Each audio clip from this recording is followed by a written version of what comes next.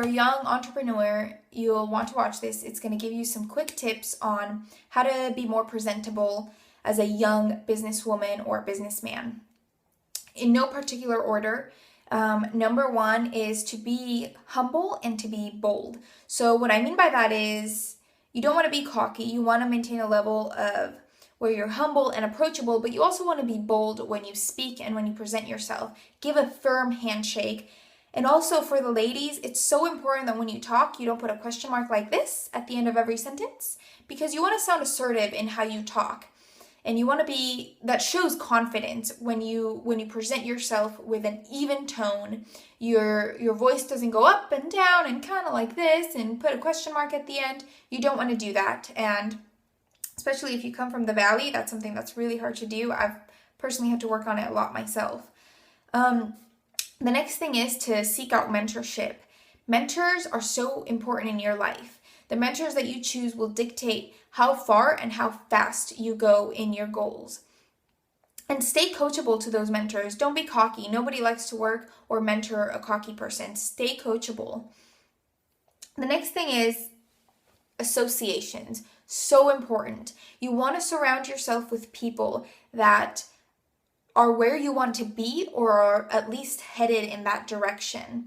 I once heard that you average the income of the 5 people that you hang out the most with, that you spend most of your time with.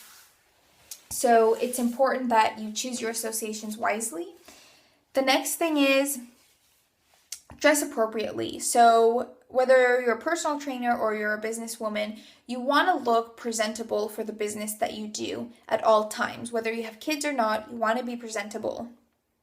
The next thing is to know your stuff. This will help build up your confidence. In fact, as a young entrepreneur in whatever industry you're in, you want to know more than anyone else, because this is going to help you build credibility when you talk. It'll help you provide facts and it'll make you look more knowledgeable.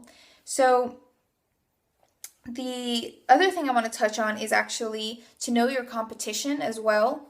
One of the things I did when I was interviewing different real estate agencies to work with is I interviewed 5 to 7 agencies, and what I learned from the quick interviews I had with them was I learned what their weaknesses are, I learned what their values are, I learned what they stand for, I learned their history. And this is important because not only did it provide me with insight knowledge of the companies that I'm up against, but it also provided me with a level of confidence in knowing that I chose the best real estate agency in DFW to work with.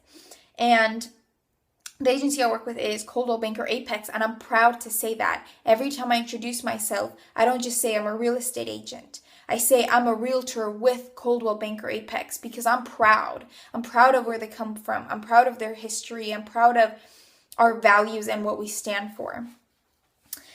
The next thing is to read books. So any self-developing and motivational books are good for you to read.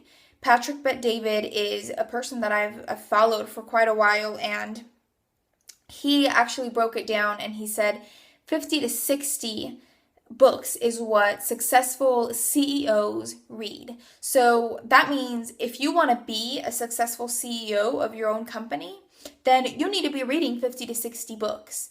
And if you actually follow Patrick Bet-David, you'll see that he has a book club where he sends you the books, or he tells you the titles of the books that are good to be reading right now, and I think that's a pretty cool thing. And I think that actually concludes what we're talking about today. I hope these tips helped you, and I hope if you are a young entrepreneur and you're thinking about starting your own business or, whatever it is your dreams or your purpose are, I hope you're going out there and you're going after it with boldness and confidence.